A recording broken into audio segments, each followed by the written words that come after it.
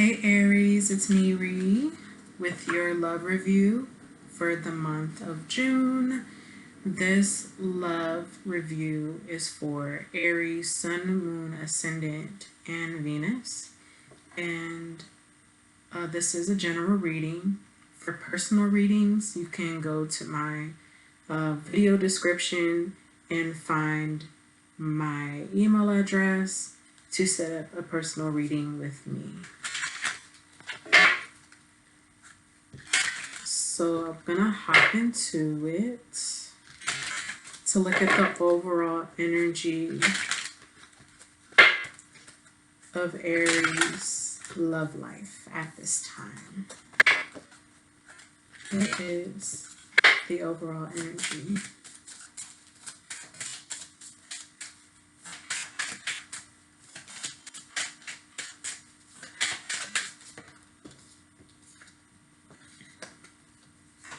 I have Virgo.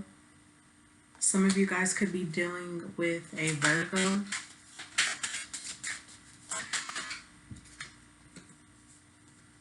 I have Neptune. We're gonna hop into it. We're gonna figure it out. Chiron has to do with healing. So, okay. So for Aries, it's either that some of you guys are dealing with the earth sign, Virgo, Sun, Moon, Ascendant, or Venus. Or it could be that you guys are learning to be more calculated, to be more thorough when it comes to your love life. Or some of you guys could have Virgo, Moon, Ascendant, or Venus. Some of you guys might have these placements. So this is about discerning. This is about being more particular about who you choose as a partner. This is about being more particular about how you show up in relationships, how important give and take is, like how it's like you're recognizing the importance of what you put in and recognizing the possibilities of what could come out based on what you put in. So I'm seeing how you guys could be steering more towards wanting healthier relationships, ones that have like a higher standing, ones where it isn't as toxic, or there is no toxicity present, but it's like a mature relationship. You guys are looking for more maturity. You guys are looking for more stability, more security, more groundedness in your love life, something that you can prolong into the future. You guys want something serious.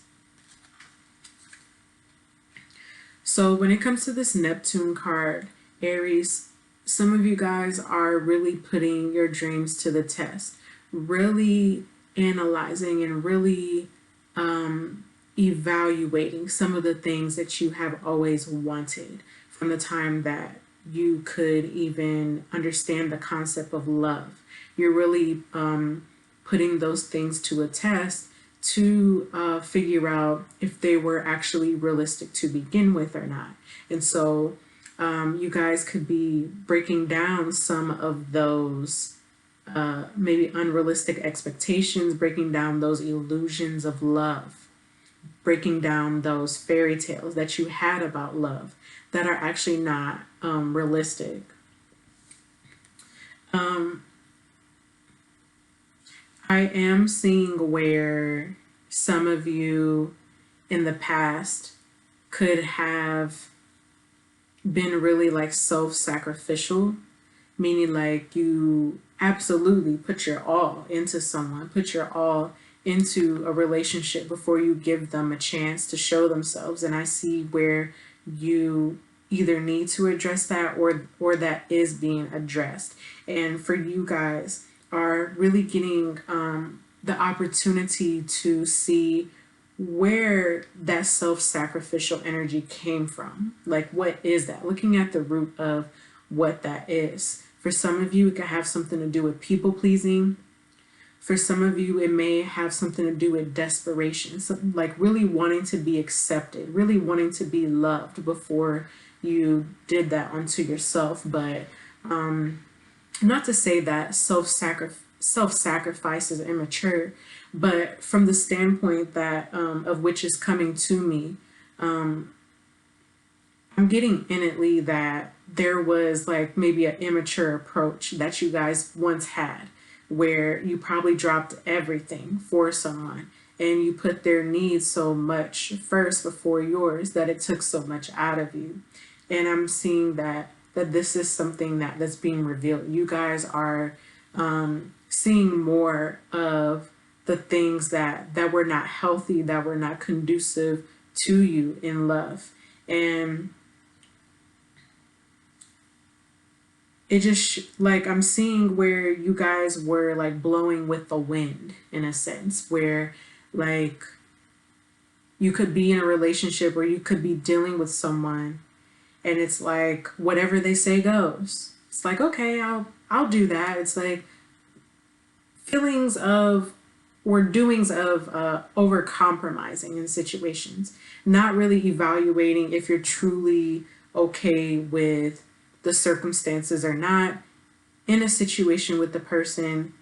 It's like being a yes man. Like someone tells you to do something, you're like, yeah. Or if you're like super agreeable, you're like, okay, yeah, I'll do it, but not really challenging what that is. It's like going into it with Neptunian energy, which tends to be delusional at times, going into things blindfolded, putting in so much trust into someone has backfired on you at times, is what I'm hearing with that.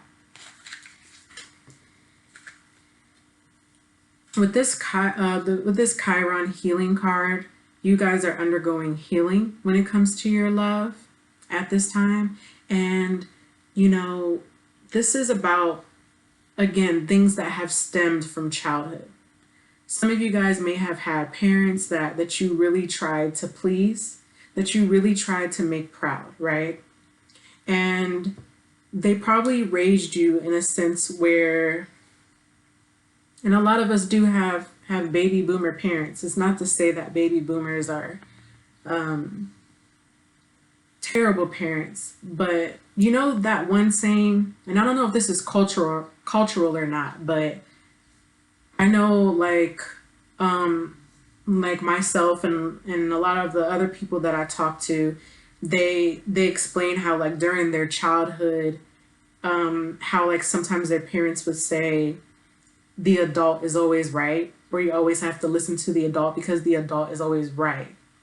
And I'm feeling this energy here with the childhood wound, because when you instill that into a child, or when you instill that into an adult, especially when you think about how like some retail companies are like, oh, the customer is always right. It can be, you know, it goes into that self-sacrificing thing again, where we feel like we have to constantly please no matter what. No matter what the person says, they're always right. And, you know, none of us are perfect, adults and children alike. So that is a boundary that needs to be put in place when it comes to your healing.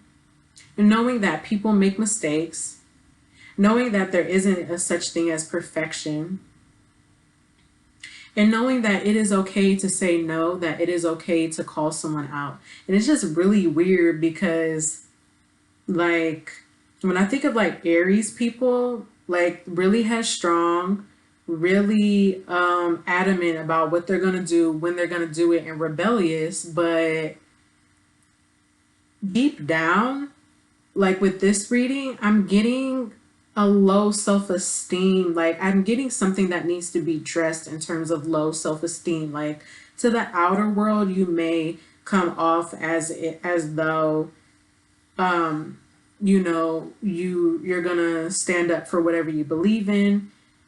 This does not discount it, but I am getting an energy where you are over compromising, where you could be really going without some of your own needs and wants. And that's not to throw you under the bus. This is just addressing something that you may have gone through as a child, and helping you to find that root with that. So if that applies to you, really explore that. Really explore it and see how you can change it, okay? So the next thing I'm going to go into is with my tarot, more of a clarifier of the overall energy for your love life, Aries.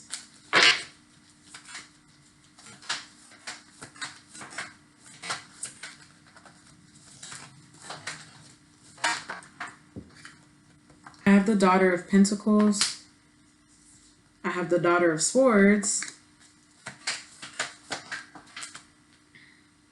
And I have the Ace of Cups on its side. So, okay. I think this like clarifies the Virgo card that came out, like how you need to have more centeredness, more groundedness, more stability, more building upon yourself to not be able to fold when people just tell you how they want things to be. There is a need to be more sturdy in the sense where your energy is not being taken any which way based on what someone else wants. Like when you're grounded, you're being given a chance to think through rather than be impulsive. With the Daughter of Swords, it shows me where you're going to be receiving more clarity, and I do see where more honesty is going to have to take place on your part. You getting more clear about where it is that you stand with certain beliefs, where you stand with some of the things that people are asking for you in love. Taking a look at if what you want is in alignment with what someone else wants for you in terms of your love life. So getting honest with that. There is an opportunity for new love here, but there's like a guardedness. So it's like, while you may not completely trust to the capacity of your liking when it comes to people and love, it does show where you have to have some form of openness, or that you do. So it's like a fluctuation between energy where it's like one moment you're like, okay, I'm open, I want love, I want a relationship. And some of you guys may already be in a relationship. But with this back and forth energy, it opens you up and then it closes you off to where like people could perceive you to be someone that is maybe a bit wishy-washy, you know, things like that. So just be mindful of that back and forth. Because if you are experiencing back and forth energy at this time, then this gives you an idea of why that is, because there's something going on here in the heart region. Make your choice. Are you going to close up, or are you going to open it up?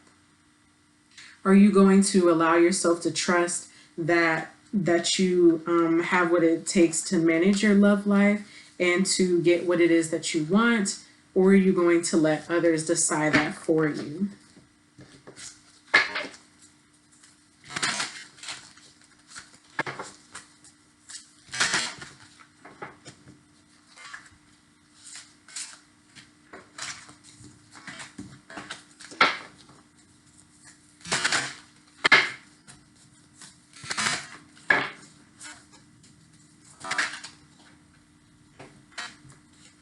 Community, let people help you.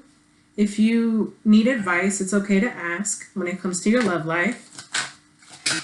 Uh-oh.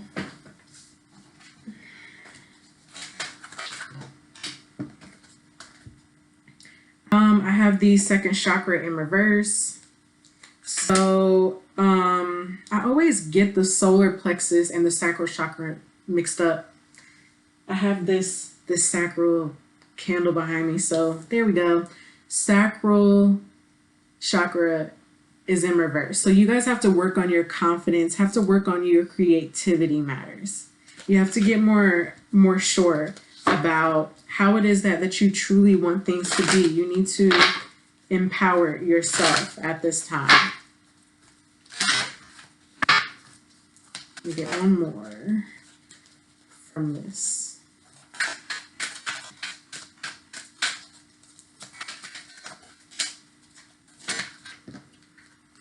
I have appreciation reverse. So there is an energy where there could be like a lack of gratitude, a lack of appreciation. There's a lot to be grateful for. There's one of my favorite quotes that I found recently, and I posted it on my business page, CrownRoseTarot. It says, every day may not be a good day, but there's always something to be grateful for, or there's something always good that happens, like in a day. So some of you guys need to pinpoint that and really find a form of appreciation and gratitude in your personal lives, but also when it comes to your love life. Being able to recognize your growth and understand that, okay, I may not be perfect, maybe I'm not making all the milestones that I would like off top, but I'm getting there. So acknowledging where you have come from and where you're going.